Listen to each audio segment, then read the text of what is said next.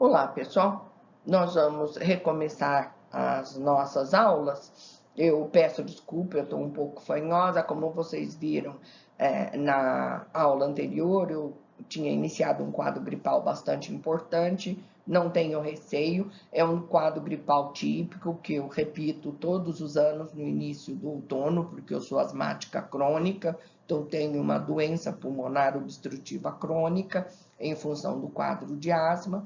E toda vez que há muito vento, movimentação de pólen, de poeira, de partícula, talvez seja por isso que eu gosto tanto de falar para vocês do tamanho das partículas e da importância no controle delas, eu acabo fazendo esse quadro alérgico e gripal, mas não tem nenhuma característica clínica do Covid-19. E nós temos a obrigação de estarmos com vocês durante todo esse tempo, de os fazer sentir, desculpe, família, próximo, e que o processo de educação é transformador e que vocês têm uma grande contribuição com o país. Então, vamos lá.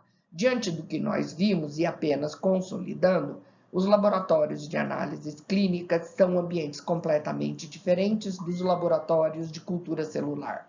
Enquanto na análise clínica eu tenho um ambiente controlado, na cultura celular eu tenho um ambiente restrito. O controle de asepsia é obrigatório em ambos, mas na cultura celular esse controle tem que ser absolutamente rigoroso. A amostra no laboratório clínico ela é potencialmente contaminante. Esta é a definição da Organização Mundial de Saúde.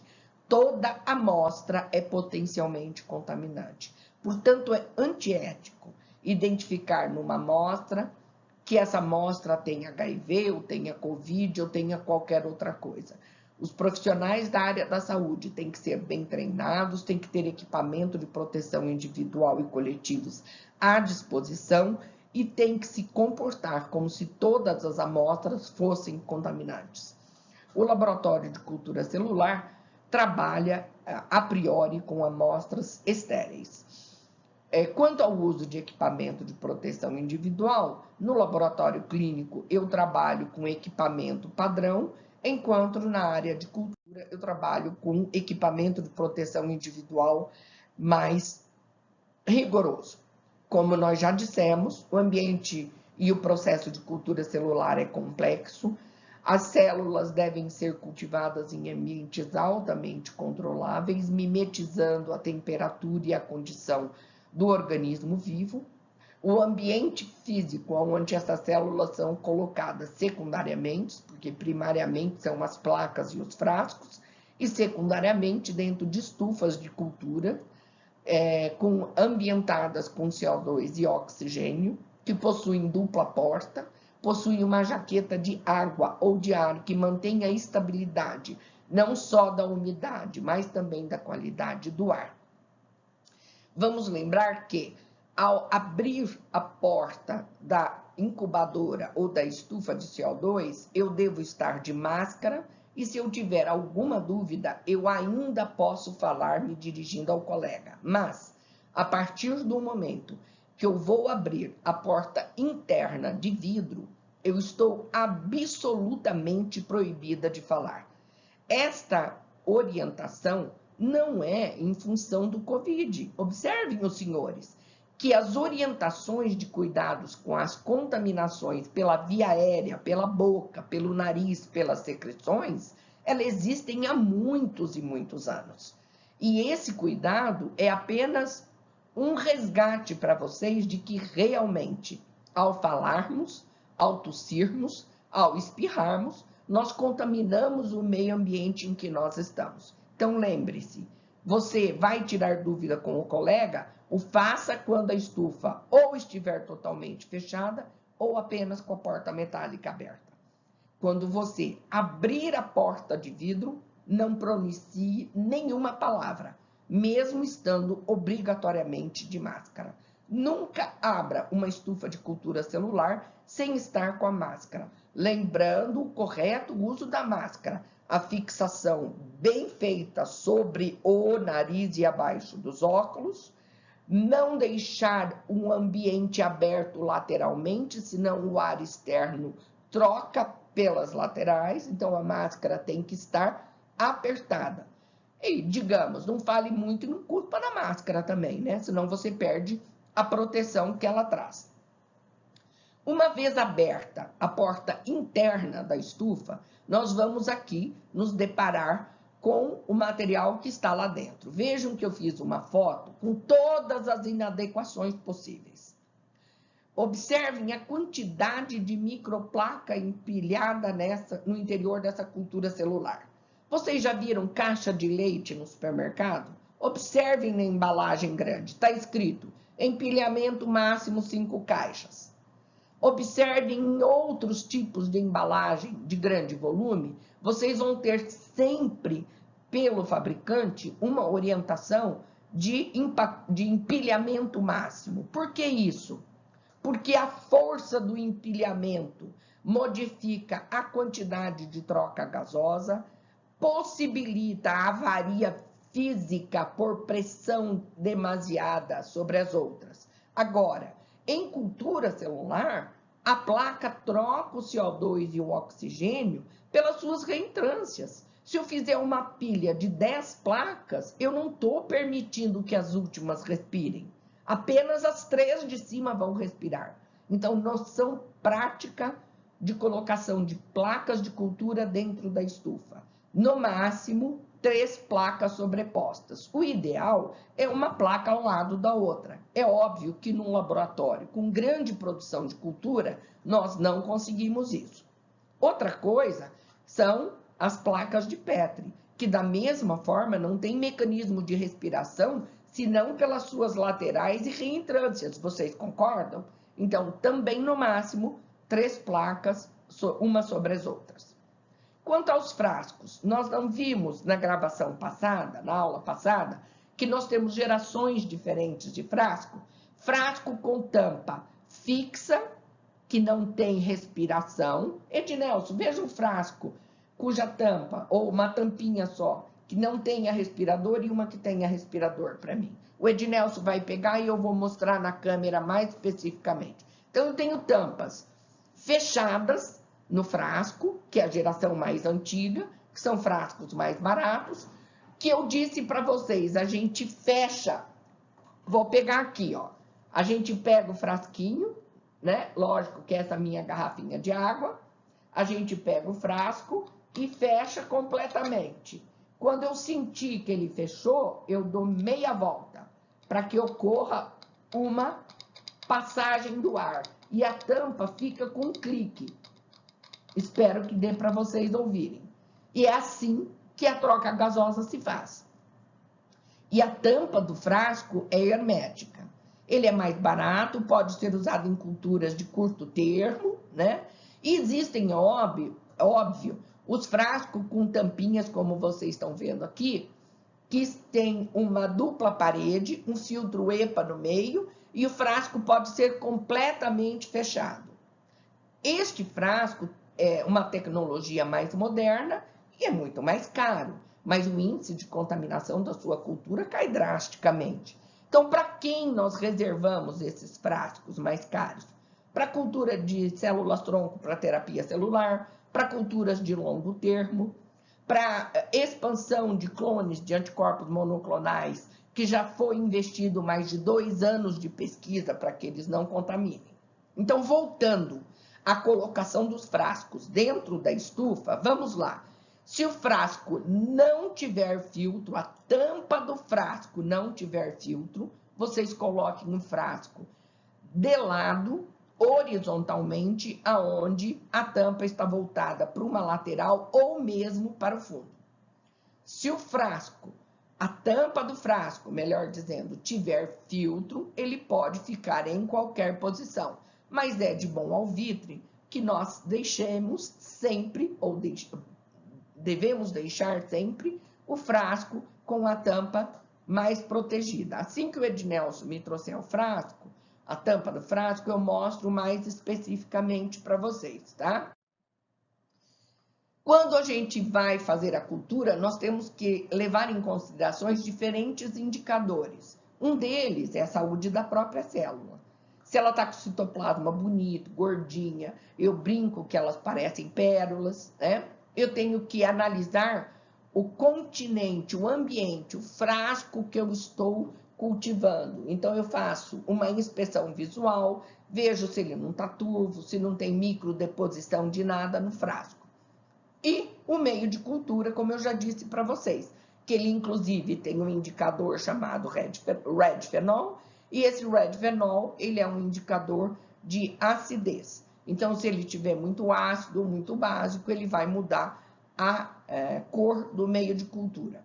Então, todos esses elementos, a própria célula, o frasco que contém a célula, o meio de cultura, que é o conteúdo, são importantíssimos na própria manutenção das células. Aqui, o Ednelson me trouxe um frasco de cultura, agora eu preciso aprender a mostrar para vocês. Ó, esse frasco aqui, ó, é um frasco com tampa de tecnologia anterior, não tem filtro, vocês estão vendo? Então, quando eu fecho esse frasco, ó, eu fecho totalmente, depois eu dou meia volta. Então, se eu tiver o meio de cultura aqui dentro e colocar acima da quantidade desejada, é óbvio que esse meio pode, inclusive, escorrer dentro da estufa, contaminando tudo. Quando eu fechar, então, antes de tirar da estufa, ele não está com meia volta? Tá. Eu estou na estufa, eu vou tirar o frasco, eu vou lá, primeiro fecho. Fechei e eu tiro da estufa, ok? Agora, os frascos de cultura que possuem filtro, eita, eu com essa câmera, hein? Olha aqui, ó, tá vendo? Eles têm uns furinhos, tá escuro para vocês, né? Espero que vocês estejam vendo, ó. Ele tem furinhos aqui, ó, gente, ó.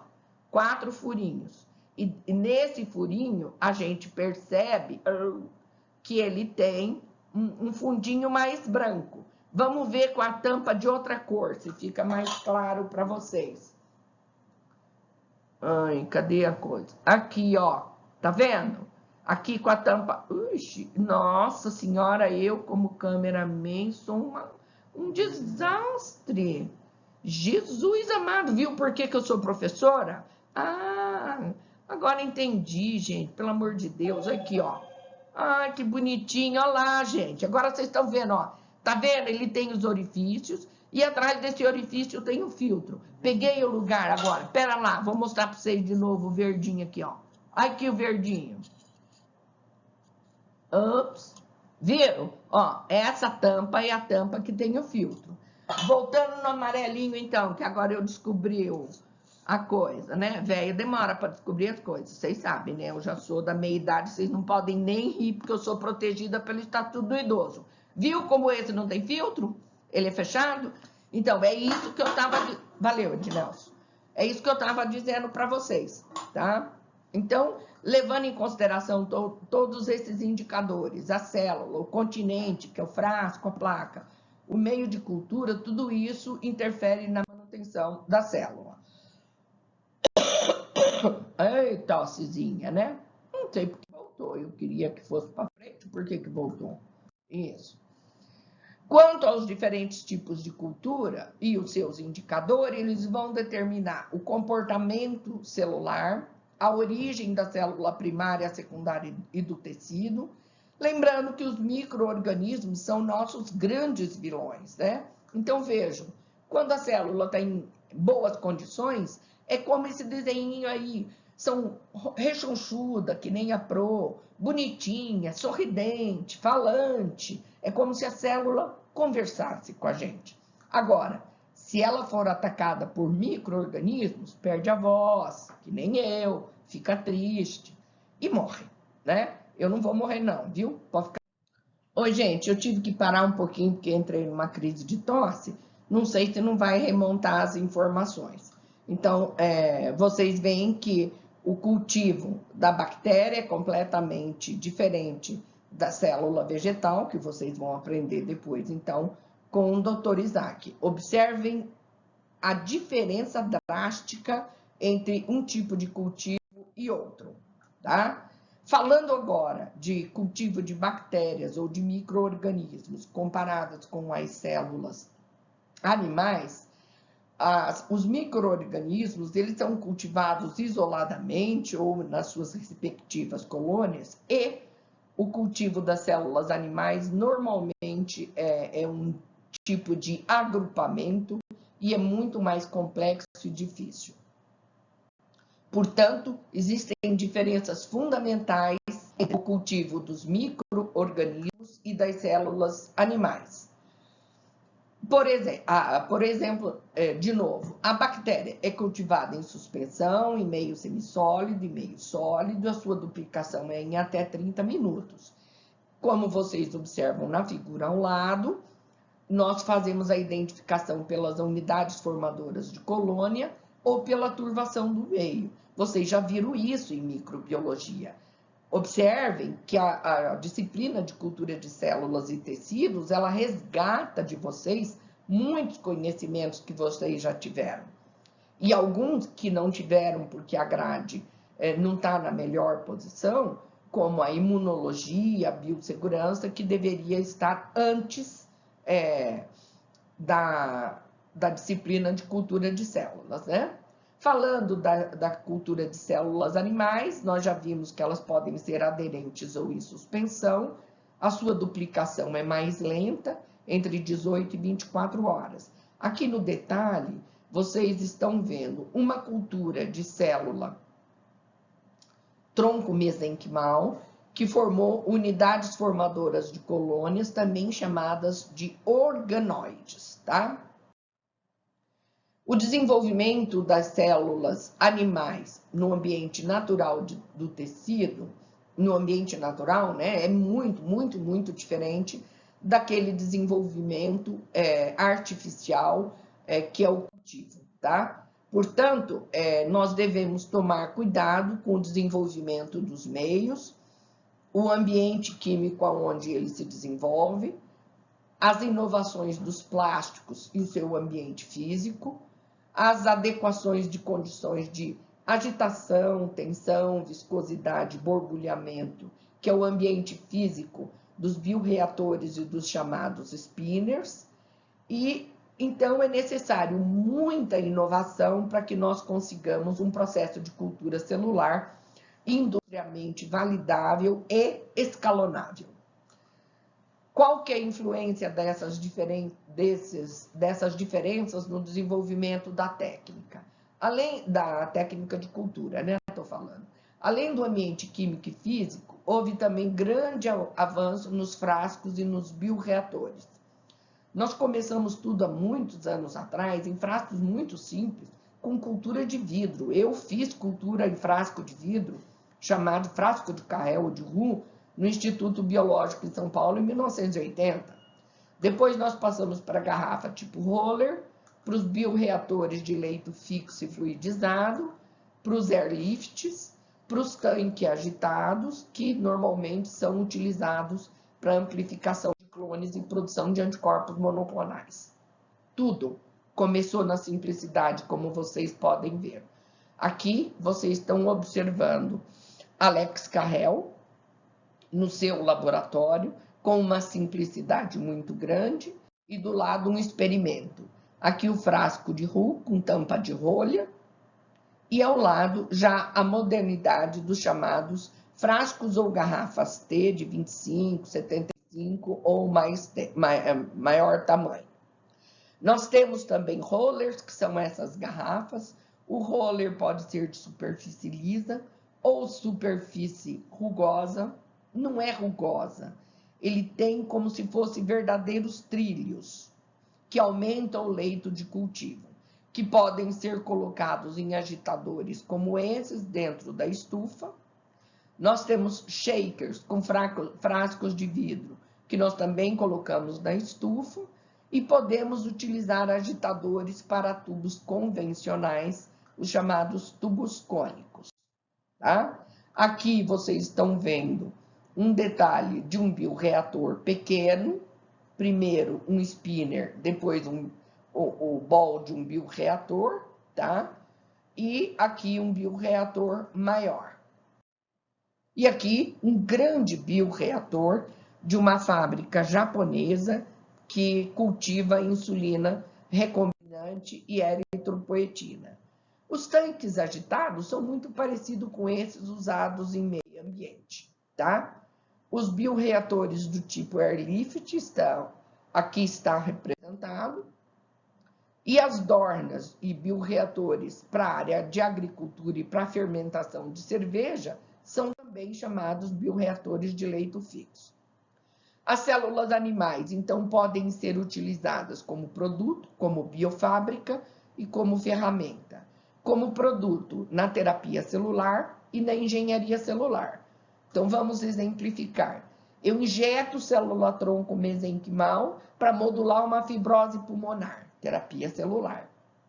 Eu uso célula-tronco mesenquimal para recompor uma traqueia descelularizada, engenharia celular. Como biofábrica, para a produção de insulina, de anticorpos monoclonais e fatores de coagulação. Como ferramentas, para produção e investigação e desenvolvimento de fármacos e poder fazer analogia com os micro-organismos. Por exemplo, agora, se nós tivéssemos o nível 3, laboratório de nível 3 funcionante, nós poderíamos cultivar pneumócito contaminado com Covid e testar diferentes medicamentos. Por que trabalhar com a cultura de células animais? Porque drogas, vacinas e processos inovadores dos últimos anos, patenteados e comercializados, se mostram de forma expressiva obtidos pelo cultivo de células animais. Tem muito perigo na cultura de célula animal. Aqui vocês estão vendo um fluxo laminar muito parecido, ou cabine de segurança, com o que vocês vão ver no professor Isaac. É um modelo chamado horizontal, aonde todo o ar vai ser jogado contra o manipulador. Na área humana, este produto não pode ser, esse equipamento, não pode ser usado, tá? Porque 100% do fluxo de ar, contaminado ou não, vai ser jogado contra o manipulador. Então, isso pode ser usado apenas na área de agricultura ou na área de produção de alimentos para pacientes que usam alimentação por sonda nasogástrica.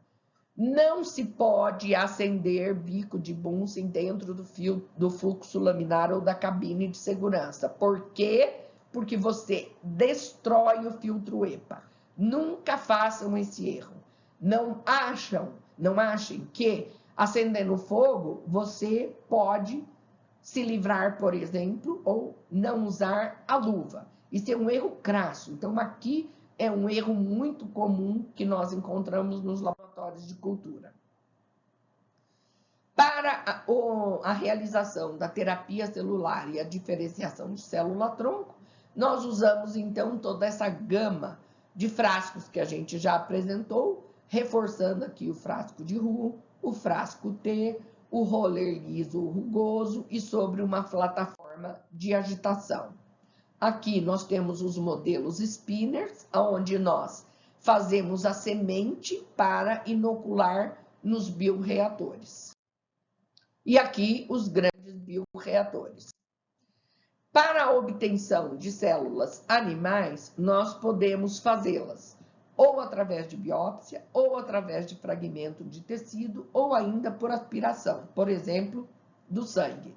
Então, a origem das células animais para serem cultivadas podem ser por método aspirativo, por retirada de fragmento de tecido, ou por biópsia do tipo punch. Aqui vocês têm um instrumento utilizado da biópsia do tipo punch, aonde a gente dispara o instrumento e ele corta um cilindro e na hora que você solta, esse cilindro vai para dentro do êmbolo.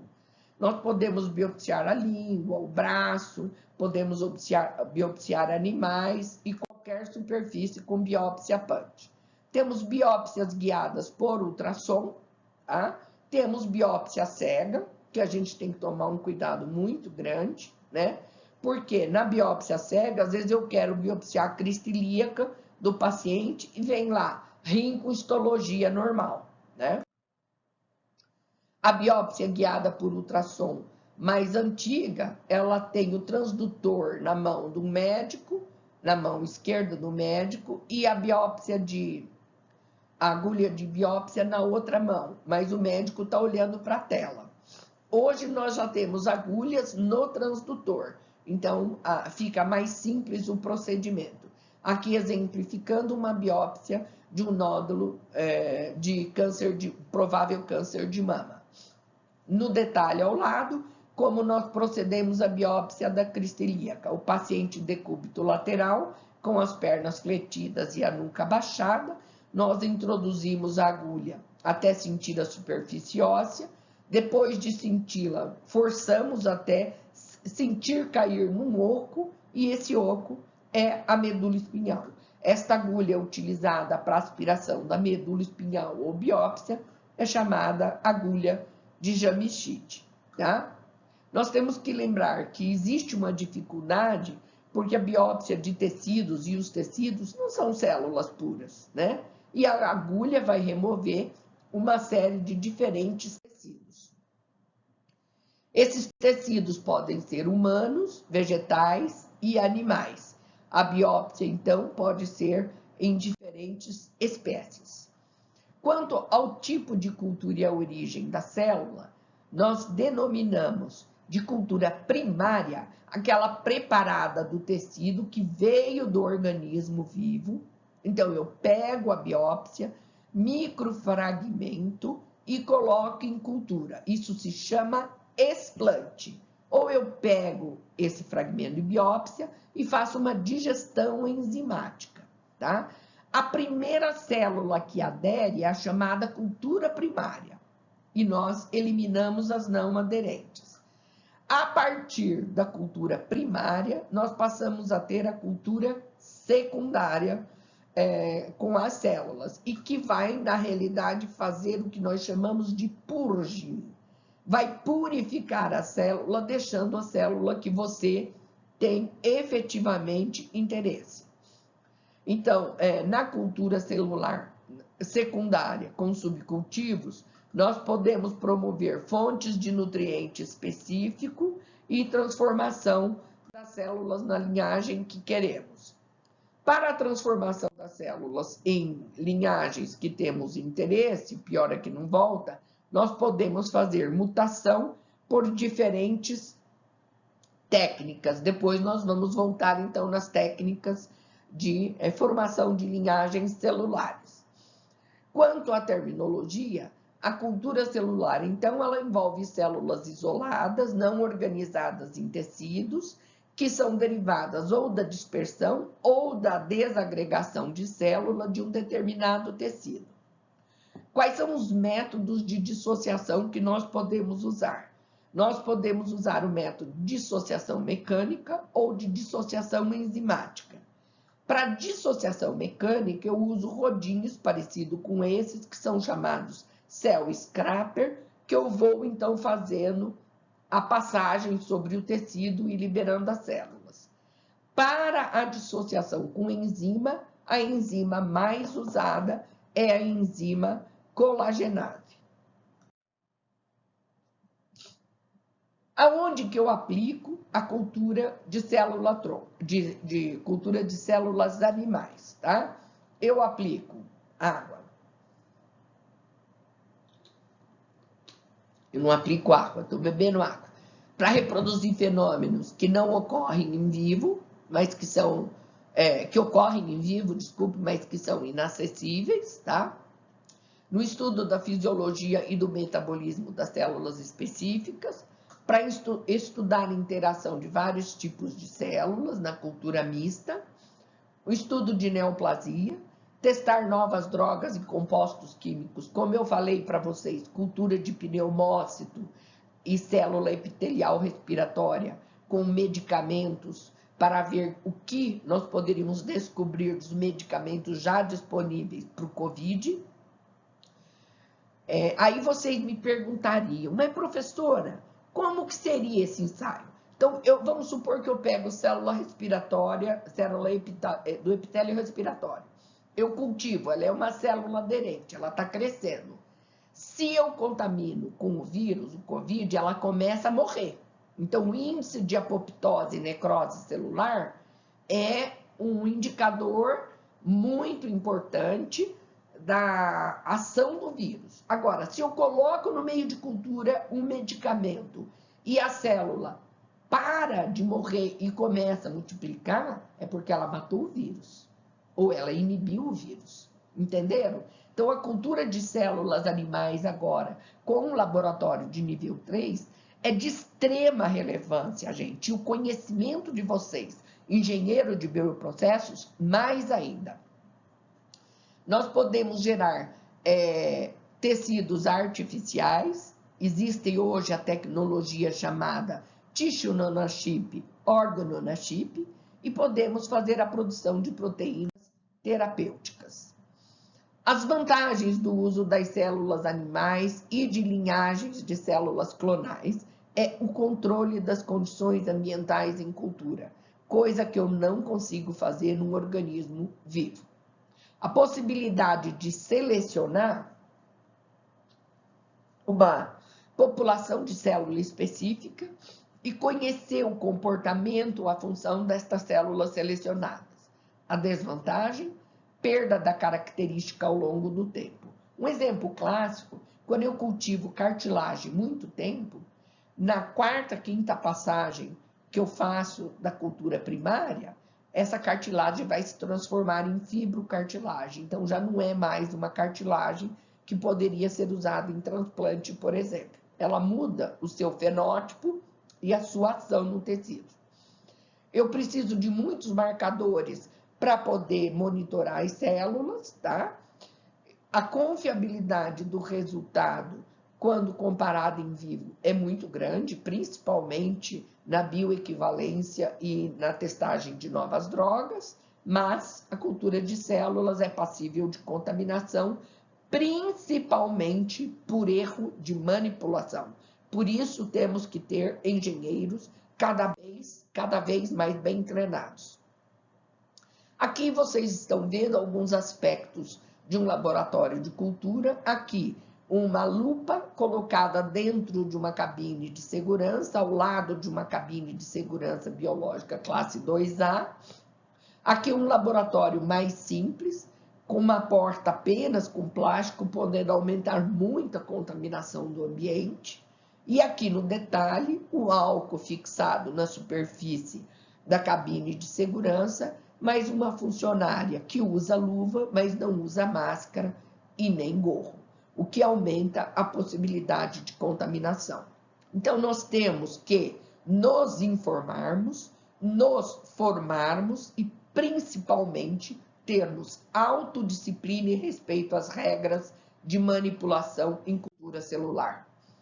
Aqui, num outro detalhe, um microscópio invertido, estou chegando mais perto, senão eu não vejo o detalhe.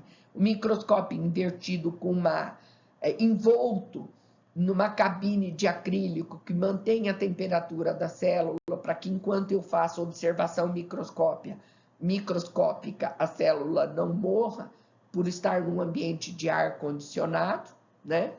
Aqui vocês estão vendo um detalhe da fita zebrada que vocês aprenderam na aula prática de esterilização, comprovando que este material que eu vou usar na cultura, aqui era um pino dentário, tá, de implante, foi devidamente autoclavado. As linhagens celulares na pesquisa clínica, elas se diferenciam das culturas primárias. As células cultivadas in vitro, elas necessitam, como eu já falei, do meio, do ambiente do frasco, de suporte fisiológico, podem ser isoladas dos tecidos animais, como eu disse, devem ser isoladas, né? Ou através de tecidos imortalizados, são as chamadas permanentes. Mas aqui, esse tecido imortalizado quer dizer tumor, câncer. Em condições naturais, eu não tenho nenhuma célula imortalizada. As culturas primárias são isoladas a partir dos tecidos animais saudáveis, a expectativa de vida é muito limitada, eu consigo no máximo 30 passagens em cultura, ela morre depois disso, porque a célula naturalmente foi programada para morrer.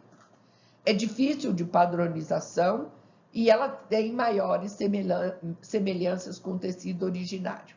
O que é passagem? É o tempo necessário para que as células atinjam, não é tinjam, tá errado esse slide, agora que eu vi, atinjam uma confluência maior do que 80%. Lembra que eu falei em aula para vocês? Confluência é o número de indivíduos por metro quadrado, por centímetro quadrado, tá? Por que a passagem tem que ser feita? Porque as células normais, saudáveis, elas têm aquele mecanismo que eu disse para vocês, natural, que chama inibição por contato. Elas se desdiferenciam, perdem as suas características na tentativa de permanecer viva. Aqui nós temos um início de cultura, com inóculo com poucas células, bastante área de cultivo ainda para ser ocupada. As células são aderentes com aspecto fibroblastoide e eu diria que a confluência aqui é de mais ou menos 25%. Na figura abaixo do nosso laboratório, ambas as fotos, é uma confluência de 100%, eu não vejo mais plástico livre, então eu tenho um número de células extremamente alto, tão alto, que vocês estão vendo esses pontos brilhantes, não estão? Esses pontos brilhantes são células fibroblastoide que encolheram o pseudópodo, se tornaram arredondados e autofluorescentes, estão se transformando em outras mais resistentes para ficar em suspensão, porque não tem mais espaço para adesão. Então, eu tenho e posso afirmar, eu tenho a certeza e posso afirmar que o cultivo desta célula aqui é um cultivo de célula-tronco mesênquimal humana de indivíduo saudável. As culturas primárias vão ser obtidas através das biópsias dos tecidos, como eu já disse para vocês, ou por aspiração, quando eu desejo obter linfócito, plasmócito, conteúdo de medula óssea, tá? Para a obtenção das culturas primárias, eu faço a biópsia, isolo as células, rompo a matriz extracelular. Por exemplo, para tecido adiposo e epitelial, eu uso a colagenase. Se eu estou com um tecido que é cartilagem, eu posso usar a colagenase associada a condroitinase e aluronidase. As células, então, se tornam livres e vão ser plaqueadas. Começa-se, então, o processo de cultivo. Nas linhagens celulares,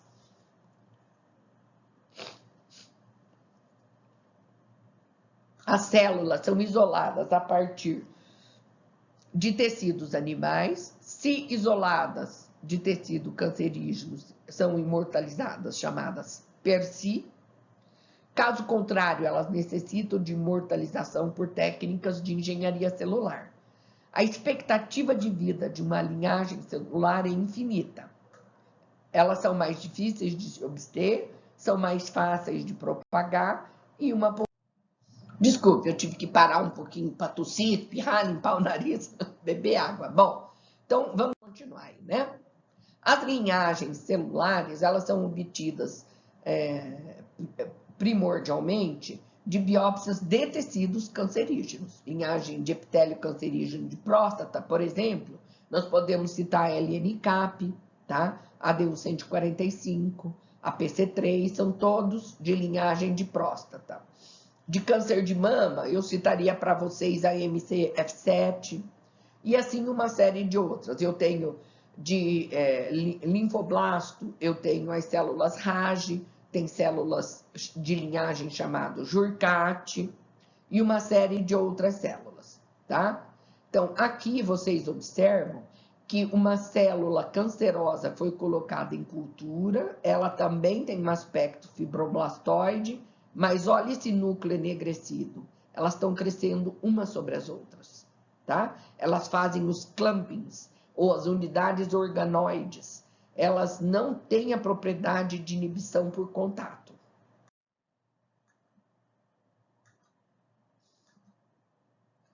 Então, eu biopsio o tecido canceroso, isolo as células por dissociação mecânica ou enzimática, padronizo as condições de cultura e vou, então, utilizar a cultura in vitro com citocina, fator de crescimento, com determinadas concentrações de glicose, de aminoácido, com fatores mitógenos, o fator de crescimento epidermal, chamado EVGF, o FGF, que é o fator de crescimento de fibroblasto, o IGF, que é o fator de crescimento de insulina, tá? E alguns fatores de diferenciação celular, como da família de TGF, que é o fator de crescimento tumoral, mais especificamente o TGF-beta. Então, nas linhagens, eu obtenho o tecido normal, isolo a célula, desagrego a matriz, imortalizo e escolho, então, o melhor método de manter a célula em cultura, tá? Quais são os métodos de inativação viral? Eu posso inativar gene supressor de tumor. Eu posso ter métodos não virais, como lipofecção, eletroporação, fusão com células cancerígenas, que é o que eu faço, por exemplo, no protocolo de anticorpos monoclonais. Eu posso fazer precipitação com fosfato de cálcio e bombardeamento de partícula, e posso fazer com microinjeção. E eu posso fazer também por transfecção viral. Na eletroporação, eu tenho a cultura de célula, que eu já desagreguei pelos métodos que a gente acabou de falar. Eu identifico o DNA a ser transferido, coloco em contato com o DNA da célula-alvo, aplico um choque elétrico, literalmente, formo poro na membrana, permito a entrada do DNA que eu quero incorporar, e essa absorção do DNA pelas moléculas tornam as células imortáveis. Ou imortalizadas, né? A inativação dos genes supressores de tumor requer um laboratório de nível 3, como o SV40, é o Simian Papovírus 40, que é bastante utilizado. Eu usei esse vírus no Instituto Pasteur de Paris, faço uma cultura primária com o vírus, o próprio vírus faz a inserção do DNA viral no DNA celular, e faça a produção do antígeno T, inativação da P53 e, consequentemente, a imortalização da célula. O outro exemplo é pelo Epstein-Barr, tá? Eu faço a cultura pelo Epstein-Barr vírus ou pelo HPV, faço a inserção do DNA viral no DNA celular, a promoção da proteína E6, fusão da E6 com a P53, degradação da P53 e imortalização da célula. Com o vírus Epstein-Barr, cultura primária com o vírus, é assim que são produzidos a maior parte dos anticorpos monoclonais humanos para uso terapêutico. Então, eu pego o linfócito de um paciente que eu sei que está imunizado. Eu poderia fazer isso, por exemplo, para Covid-19. Eu colho o linfócito de um paciente curado para Covid-19. Então, ele está diagnosticado, ele vai ser conduzido clinicamente. Quando ele estiver melhorando, vai ser feito novo swab nasal, onde vai ser feita a PCR, que a primeira era positiva. Se ela for negativa, 15 dias, repito a PCR do swab nasal negativo, esse indivíduo é considerado curado. Aí eu posso tirar, lógico, com ausência de sintoma, eu posso tirar o sangue periférico dele. Neste sangue eu vou ter linfócito B do paciente, que aprendeu a produzir uma imunoglobulina que ataca o vírus COVID. Se eu pegar esse linfócito e cultivar com EBV, num laboratório de nível 3, eu vou ter hibridomas, que eu vou selecionar depois, para ver qual tem atividade anti-Covid. E aí esse anticorpo pode ser amplificado e pode ser purificado para uso terapêutico. Então, a cultura com EBV faz a inserção do DNA viral no DNA celular, inativa a P53, essa inativação da proteína do retinoblastoma imortaliza a célula. Aí vocês podiam falar assim para mim: ah, professora, mas a senhora não pode só cultivar o linfócito B? Se fosse fácil assim, né? Todo mundo já teria feito. O linfócito B tem uma vida média muito curta in vitro. Por isso, há necessidade de imortalizar. O protocolo que eu estou fazendo, que não precisa nível 3 de segurança, é o protocolo murino. Eu posso produzir um murino, mas aí para produzir o murino eu teria que ter um lisado viral vírus inativado, eu injeto no camundongo, espero o camundongo se imunizar, controlo o camundongo para ver que ele não tem vírus ativo pelo mesmo método de PCR, não tendo, eu tiro o baço e faço a fusão celular com plasmocitoma ou mieloma múltiplo. E depois que eu obtiver o anticorpo de interesse, eu ainda tenho que humanizar a molécula. Então, o anticorpo monoclonal murino, para depois ser humanizado para uso terapêutico, teria um tempo de pelo menos 2 anos para a produção. O monoclonal humano, tendo um laboratório de nível 3, poderia ser feito em menor espaço de tempo, tá? A inativação da proteína do retinoblastoma leva ao que a gente chama shutdown apoptótico e a célula está imortalizada. A P53 é um antígeno que está ligado ao dano de DNA, à expressão do oncogene, à disfunção do ribossomos, a alterações dos telômeros das células, ao metabolismo celular, à reparação do DNA, à apoptose, migração, autofagia, angiogênese, senescência celular, estresse oxidativo, privação de nutrientes e hipóxia. Então, vocês veem que a P53 é uma proteína-chave. Falando da imortalização por lipofecção, nós temos, então, o lipossoma, cultura primária em contato com o lipossoma contendo DNA, fusão das membranas celulares e do lipossoma, inserção do DNA, ativação das mitoses, desativação da apoptose e imortalização da linhagem.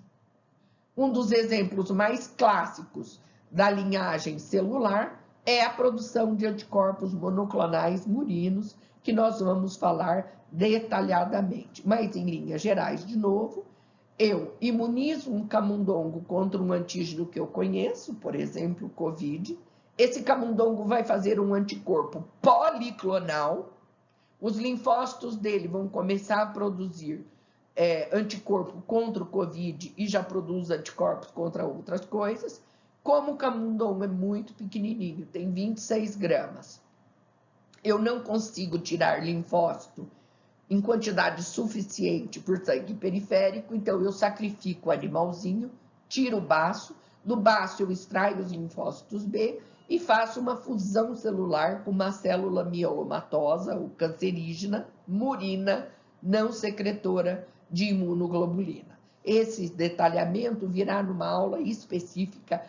É um capítulo da engenharia celular e da cultura celular absolutamente apaixonante, tá? Nós podemos comprar as células em diversos bancos celulares. O Rio de Janeiro tem o Banco de Célula do Rio de Janeiro, o BCRJ, ou Biobanco. Nós temos o maior banco de célula mundial, que é a TCC. E aqui nós estamos exemplificando algumas linhagens, por exemplo, linhagem de câncer de mama, linhagem de leucemia, de linfoma não Hodgkin, que podem ser adquiridos. Existe um livro que, se vocês puderem comprar, eu gostaria muito que vocês comprassem, que chama A Vida Imortal de Henrietta Lacks. Essa foi uma mulher que doou voluntariamente, há mais de 60 anos, a célula do seu câncer para a pesquisa, e essa célula é conhecida até hoje como HeLa Cells. É uma história muito interessante, ele é escrito na forma de romance, mas fala da primeira linhagem celular mundialmente conhecida e que nós temos até hoje. Vocês estão tendo tempo em casa. Procurem pela internet A Vida de Henrietta Lacks, escrita por Rebecca Scott. É um livro apaixonante, vocês vão gostar de ler. Além de tudo, alimenta a alma e diz: como um médico, há mais de 60 anos atrás, sem nenhuma condição de laboratório de cultura, teve uma ideia genial e até hoje esta linhagem celular está a serviço da medicina e de milhões de pacientes. Leiam, é imperdível. Inovação é a exploração com sucesso das novas ideias. Usem as suas ideias para contribuir conosco em como enfrentar o Covid-19. Vocês são jovens, vocês podem. Agora que eu terminei essa aula, eu vou tentar cadastrar um projeto na FAPESP para nós conseguirmos dinheiro e, quem sabe, até ativar em menor espaço de tempo o nosso nível 3 de segurança. Se isso for possível, eu precisarei de candidatos a treino intensivo em como se conduzir num laboratório de nível 3, para que nós possamos desenvolver ou tentar desenvolver alguma ferramenta, tanto diagnóstica como eventualmente terapêutica. Esta é a nossa missão. Se vocês me perguntarem, filhos, mas professora, a senhora tem 65 anos, está tratando câncer de mama, é asmática, está gripada agora em crise de asma, não era melhor estar em casa isolada? Sim, eu estou fazendo o meu isolamento, eu tenho direitos, mas muito mais forte que o direito que eu tenho são os deveres que eu assumi quando eu decidi ser médica e atuar na área da saúde. O momento é de arregaçar a manga, é sim de isolamento social, mas todo aquele que pode fazer alguma coisa tem de fazer. Eu peço a vocês, estudem, contribuem comigo por ideias. Quando nós tivermos recursos, eu chamarei voluntários, jovens, para trabalhar em projetos de ponta. Fiquem com Deus. Fiquem em paz. Muita luz e muito isolamento. Não ironizem, não titubeiem e não brinquem com a gravidade do coronavírus. Esse vírus está entre nós desde a década de 60. Inúmeros pesquisadores já alertaram do risco do surto. Todos fizeram ouvidos de surdo, inclusive a própria Organização Mundial de Saúde. Não façam mais isso. Os nossos entes queridos estão em risco. Vamos nos serenizar e usar a nossa capacidade intelectual para contribuir. Fiquem bem, fiquem em paz.